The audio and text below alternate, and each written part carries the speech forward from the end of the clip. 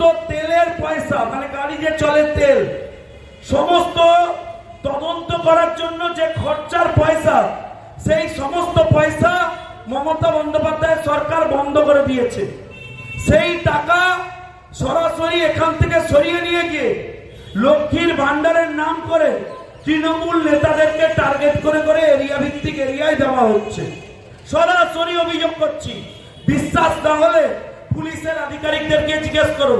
থানায় 7খানা গাড়ি, চলে মাত্র 1খানা গাড়ি। তেল নেই, তেল নেই, তেল নেই, তেল নেই। আমাকে একজন পুলিশ অফিসার, আমি যে ব্যাপারটা বলবো সেটা বলা মাত্রই এখানকার সব পুলিশ অফিসাররা জানেন আমি কার কথা বলছি। এই রাজ্যের একজন পুলিশ অফিসার যিনি আইআইটি থেকে পড়াশোনা করেছেন, সেই অফিসার বলেছেন, কদিন পরে হয়তো প্রকাশ্যে বলবেন, বলেছেন আইআইটিতে পড়াশোনা করবার পর যে সরকারের আন্ডারে আমি কাজ করছি, আমায় দয়া করে মুক্ত করে ভগবান বাঁচান। কারণ এই সরকারের আন্ডারে কাজ করা যায় না। প্রতিদিন যেটা করতে হয় পুলিশ হিসেবে সেটা হচ্ছে অপরাধ, অপরাধ, অপরাধ, অপরাধ। রাজ্যের মুখ্যমন্ত্রীর কাছে জানতে চাই, যখন মন্ত্রগুপ্তির শপথ দিয়েছিলেন মুখ্যমন্ত্রী হিসেবে, তখন বলেছিলেন এই বাংলার মেয়েকে চাই বলে এই বাংলার সমস্ত মেয়েদের সুরক্ষা ব্যবস্থার দায়িত্ব নেবেন। আমি টেকনিক্যালি ধরে নিলাম যে সিসিটিভির ফুটেজটা ভুল ছিল। আপনার কথাই ঠিক, রাত 12টার সময় মেয়েটি বেরিয়েছিল, তারপর সে ধর্ষিত হয়েছে। আমার প্রশ্ন আপনার কাছে, রাত 12টার পর পশ্চিম বাংলার মুখ্যমন্ত্রী কে? পশ্চিম বাংলার মুখ্যমন্ত্রী কে? পশ্চিম বাংলার মুখ্যমন্ত্রী কে? রাত 12টার পর আমার আপনার বাড়ির মেয়েদের সুরক্ষা দেওয়ার দায়িত্ব কি মমতা বন্দ্যোপাধ্যায়ের নয়? রাজ্যের মুখ্যমন্ত্রীর নয়? নাকি এই রাজ্যের মুখ্যমন্ত্রী তখন দুধের গায়রা হয়, যারা ইচ্ছে মতো আমার আপনার বাড়ির মা বোনদের টেনে নিয়ে গিয়ে ধর্ষণ করতে পারে? এই সত্য আজকে প্রকাশ্যে এসেছে দুর্গাপুরের ঘটনায়। তারপর আমি অবাক হয়ে গেলাম। আমি এবিপি আনন্দে বসে আছি, শো চলছে, সুভাষদা বললে বিশ্বাস করবেন না, শো চলতে চলতে হঠাৎ দেখছি সুমন দে বললো একটু জরুরি ঘোষণা। আমি বললাম ঘোষণা কি? ঘোষণা এখানকার স্বনামধন্য সিপি সুনীল বাবু, তিনি প্রেস কনফারেন্স করছেন। শো চলতে চলতে আমি ভাবলাম হয়তো উনি বলবেন যে অপরাধীগুলোকে ধরে ফেলেছে, হয়তো উনি বলবেন যে যারা গণধর্ষণ করেছে তাদের এগেনস্টে ব্যবস্থা নিয়েছে।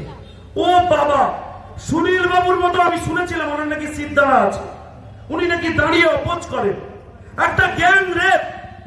কি রেপ? গ্যাং রেপ মানে গণধর্ষণ। তাকে কি করে শুধু ধর্ষণ করে মিনিমাইজ করা যায়, তার জন্য সরকারের তিনি ওকালতি করতে নেমে পড়েন। আমার সরাসরি প্রশ্ন সুনীল বাবুর কাছে, ভাই 8 দিন লেগেছিল ফরেনসিক টেস্ট করতে পাঠাতে? আপনি তো তদন্ত করছিলেন। 8 দিন, 8 ঘন্টা দেওয়া উচিত নয়, 8 মিনিট নষ্ট করা উচিত নয় ধর্ষণের ঘটনা। কেন পাঠাননি 8 দিন ফরেনসিকের লোকজনকে? কি করছিলেন দায়িত্ব নিয়ে? প্রমাণ লোপাট করছিলেন। তদন্ত আপনার হাতে রাখা উচিত না, ইমিডিয়েটলি এটা উচ্চস্তরীয় তদন্তে নিয়ে যাওয়া উচিত এবং আপনাকে অ্যারেস্ট করা উচিত। চেষ্টা করছেন তার বাড়ির উপর প্রেসার জেনারেট করবার এবং তার বাড়ি পর্যন্ত পৌঁছেছেন, অনেক কিছু বলছেন। আমি অনুরোধ করব এই ধরনের গেম প্ল্যানে যাবেন না, কারণ অবশেষে এটা ইউটার্ন করে আপনাকে বিপদে ফেলবে। দ্বিতীয়ত, এই ঘটনায় জাস্টিস পাওয়ার জন্য শেষ পর্যন্ত আমাদের দল ঘোষণা করেছে লড়াই করবেন। আমাদের প্রেসিডেন্ট শ্রমিক দা, আমাদের বিরোধী দলনেতা শুভেন্দু অধিকারী, তারা ফর্মালি এখানে এসেছিলেন এবং যেদিন এসেছিলেন একটা মঞ্চ বাঁধবেন বলেছিলেন।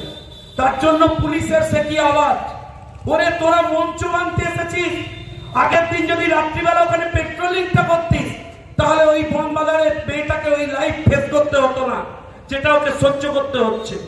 অপদার্থ পুলিশ, আর পুলিশকে গালাগাল করে কিছু নেইও। আমায় একজন মহিলা পুলিশ কর্মী, নাম প্রকাশ করা যাবে না, কালকেই তাহলে তাকে উত্তরবঙ্গে বদলি করে দেবে, দুর্গাপুরে কাজ করেন, আমায় বললেন যে মঞ্চ খোলা ছাড়া আমাদের কোনো উপায় নেই। আমি বললাম কেন? বললো উপর থেকে ওরা। আমি বললাম কত উপরে? বললো অনেক উপরে। আমি বললাম ওটা কি 14 তলায় না 14 তলারও উপরে? বললো অত উপরে এখনো যায়নি, গেলে তো দাদা বেঁচে যেতাম, 14 তলাতেই আছে বলে এখন কোন রকম করে লড়াই করছি।